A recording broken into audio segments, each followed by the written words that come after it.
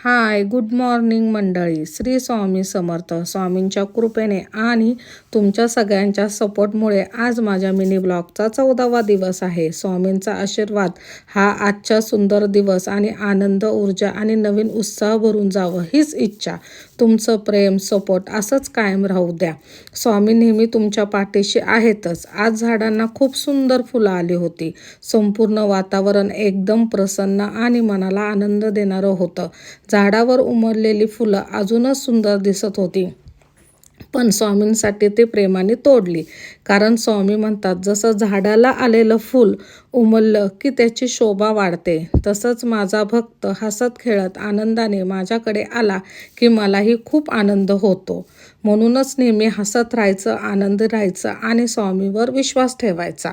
म्हणूनच रोज स्वामींची पूजा करून आजचा दिवस छान जावा म्हणून प्रार्थना करायची. कारण येणारा प्रत्येक दिवस नवीन काहीतरी आपल्याला शिकवत असतो आणि त्या शिकवणीतूनच आपण खरं जगायला शिकत असतो. आणि मग मस्तपैकी स्वामींची पूजा केली. स्वामींची पूजा केल्याच्या नंतरनं मन अगदी प्रसन्न होतं. कारण स्वामींची पूजा केली की मनामधल्या निगेटिव्ह विचार हे सगळे निघून जातात आणि पॉझिटिव्ह विचार मनाला प्रसन्न करून जातात. जसं फूल तसं स्वामी. त्याप्रमाणे स्वामींना फूल चढवलं आणि सुरुवात केली. नानीचं तर कामाची गडबड सकाळची चालूच होते आणि हा सार्थकची मस्ती.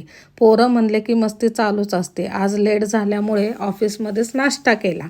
त्याच्यानंतरनं सुरू झाली कामाची सुरुवात. कारण आज मी सकाळपासूनच खूप खुश होते. कारण आज मी देऊळ बंद 2 मूव्ही पाहायला जाणार होते.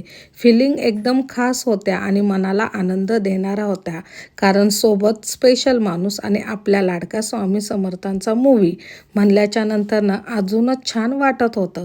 त्याच्यानंतरनं कधी 7 वाजतील आणि मी मूव्हीला जाईल ह्या फिलिंग चालूच होत्या. त्याच्यानंतरनं आवरून आम्ही मूव्हीला गेलो. मूव्हीला मस्तपैकी आम्ही वरती गेल्याच्या नंतरनं फोटो काढले. फोटो तर बनताही आहे.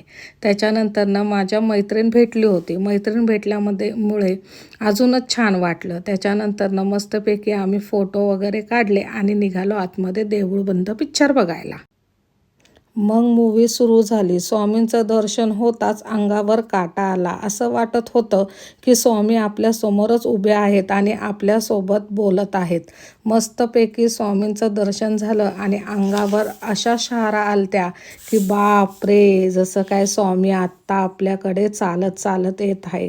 खरंच ती फिलिंग खूप वेगळी होती. काही क्षण असं असतात की जे शब्दात सांगता येत नाही, फक्त मनाला अनुभवायचे असतात. डोळ्यात आनंद, मनात शांतता आणि स्वामींवरचा